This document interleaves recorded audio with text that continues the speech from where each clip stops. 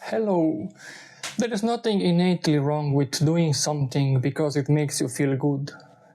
It becomes dangerous when it comes at the detriment of someone or something else. These are Teal Swan's words from a recent podcast interview. Yet, this compassionate insight raises a troubling contradiction. Despite her thoughtfully explaining the boundary between healthy and harmful self-interest, Teal Swan has been associated with two tragic cases of suicide among her followers. This is alarming. How can someone who openly claims she's the reincarnation of Sai Baba, an immortal who's lived countless lifetimes, and a soul seer with access to mystical Akashic records, attract nearly 2 million followers on YouTube? How can someone who has authored 9 books, hosted immersive retreats, live-streamed shadow work and death meditations, and conducted intensive trauma healing sessions, carry such influence? More importantly, what are the drivers behind someone adopting such an enormous, almost messianic mission of saving the whole world? Let's dive into this complex story together. I'm Beniamin, and welcome to the Florin Beniamin Show.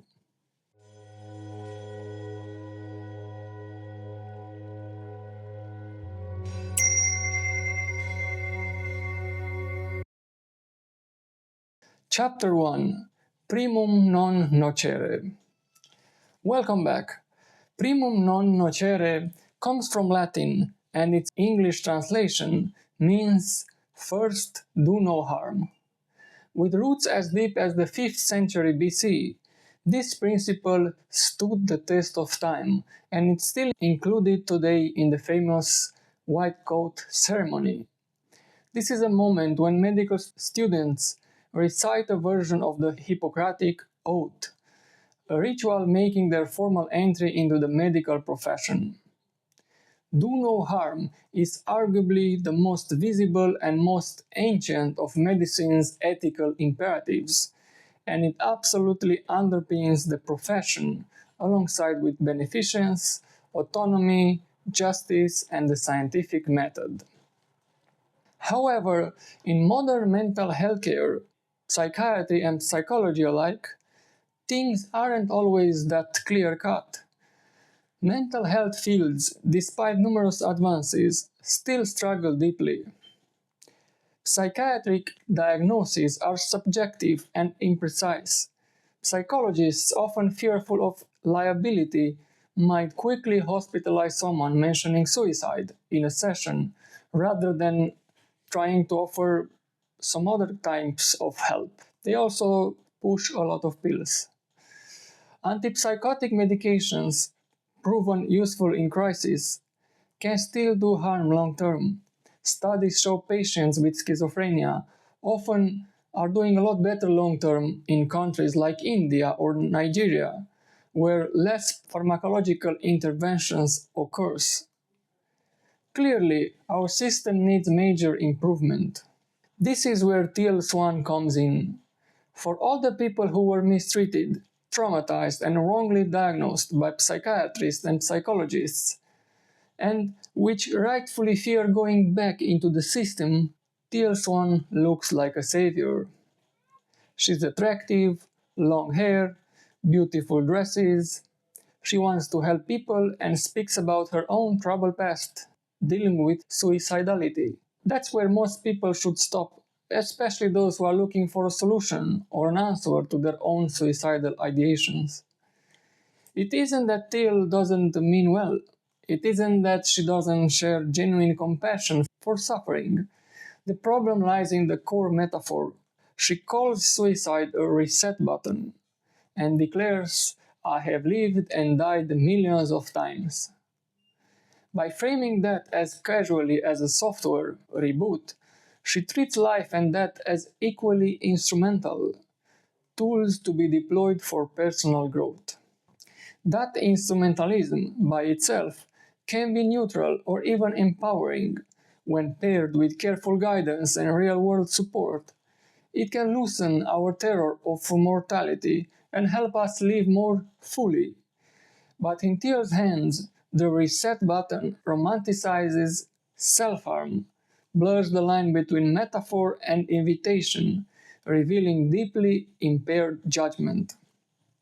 In contrast, a balanced instrumental view reminds us that choosing life is a deliberate act of courage, that our hours are finite and therefore precious, and that accepting difficult emotions without shame can spark genuine healing. It honors the sanctity of both living and dying, as tools for transformation, yes, but never as consequence-free escapes.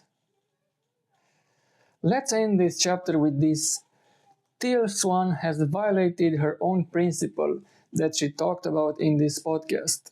There's nothing innately wrong with doing something because it makes you feel good. It becomes dangerous when it comes at the detriment of someone or something else. You cannot call yourself a healer while at the same time encouraging people to take their own lives. Considering the do no harm principle, if you genuinely wish to help, admit your limits, refer people to qualified support, or leave them alone. In my opinion, Teal Swan has crossed that boundary one too many times. And for this reason alone, if she doesn't stop doing what she's doing, you as a listener should know better. If you're struggling, please reach out elsewhere. Seek people who uphold that simple principle. First, do no harm.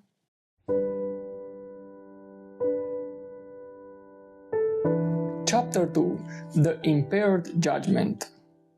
In the ancestral healing, the shadow side of light workers and predictions for humanity, host Andre Dukum asked Teal Swan about her extrasensory gifts. She replies, "I could never forget non-physical reality. I'm literally looking at it all day long. Most people would need a whole lot of DMT to see what I see. I watch energy fields when people feel emotion. I hear disembodied entities. I have innate prophecies. A lot of people would be thrilled to develop that gift." When Teal calls this perception a disability, Andrew pushes back. "I'm not going to let you call it a disability all the time. You have to see both its burden and its blessing." From a therapeutic standpoint, that challenge actually risks invalidating her real distress. Ideally, he'd led with empathy. That sounds overwhelming. Before introducing nuance. Of course, neither Andrew nor I are her therapist, so in an interview setting I can understand why he landed there. Teal then reveals the stakes. "I've had to carve out a life where what I'm seeing actually benefits people. Because if it doesn't, I'll end up in a normal job and somebody's going to have me institutionalized." So many people who were institutionalized had incredible gifts. They just didn't have the right frame. That confession, "I must turn my visions into public benefit or be locked away," is the pivot where Paris Williams' Rethinking Madness book talks about, and his model now comes into focus. Williams argues that extreme perceptions become either transformative or pathologizing depending on the holding environment. If the seer finds clarity, caritas or care, and social validation, the experience can mature into balanced wisdom.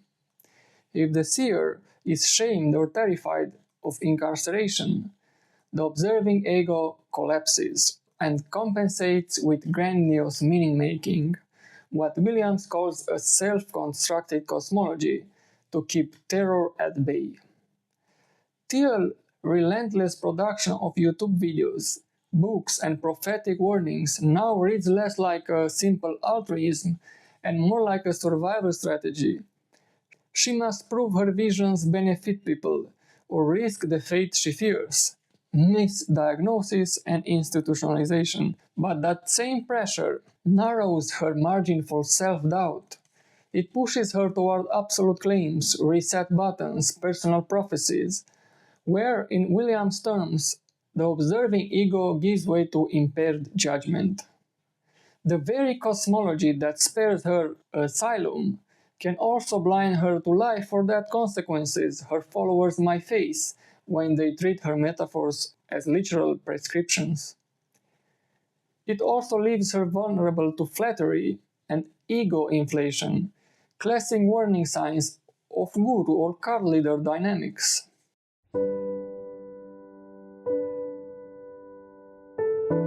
Chapter 3: The Only Way Forward.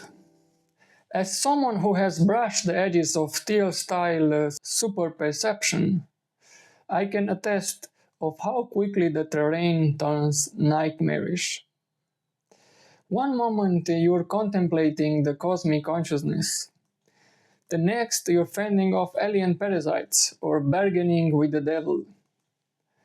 People who temporarily inhabit those realities don't need ridicule or exile. They need the kind of attuned witnessing Paris Williams calls claritas et caritas, clear presence and unconditional care. Refusing to echo Teal Swan's messianic talk can actually help her heal. Grandiosity is a shield against shame and fear. The more we applaud it, the thicker that shield grows. When supporters stay present, but don't mirror her cosmic status, they give her observing ego room to separate genuine perception from inflated identity. This balance, clear boundaries plus unconditional care, validates her feelings. That sounds overwhelming. Without crowning her savior, it eases the pressure to perform ever bigger miracles, protects followers from risky ideas like reset buttons, and offers still a healthier holding environment in which real integration can occur. So, how do we hold both truths? Love the survivor Teal Swan, and not her advice or mental gymnastics, while still offering solid ground to anyone flirting with suicide. A balanced, instrumental view of life and death can free us, but only if it passes through reliable safety nets, crisis lines, trauma-informed therapy, and peer circles that welcome mystical states without demanding loyalty to a single interpreter. Empowerment still requires reality checks. Whenever a metaphor feels seductive, the essential question is, does this idea make me more able to stay alive today, or less? If the answer is less, drop the metaphor and keep your life.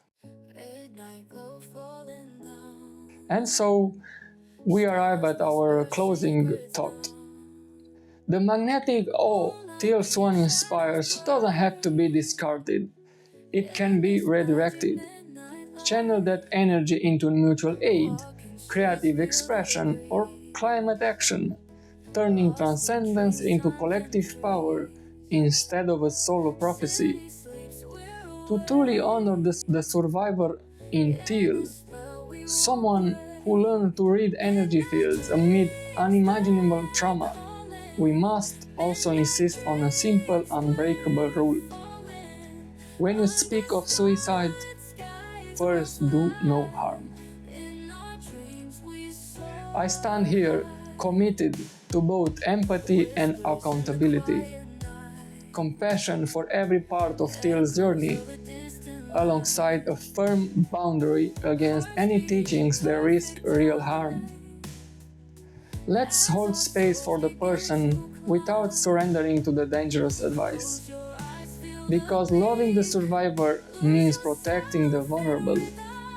Doesn't matter if the vulnerable person is you, Teal, me, or the homeless person you see when going to the store. No matter what you go through, I hope love, peace and calm find you. Before you go, if you like this episode, feel free to watch this next episode. Until next time, Beniamin.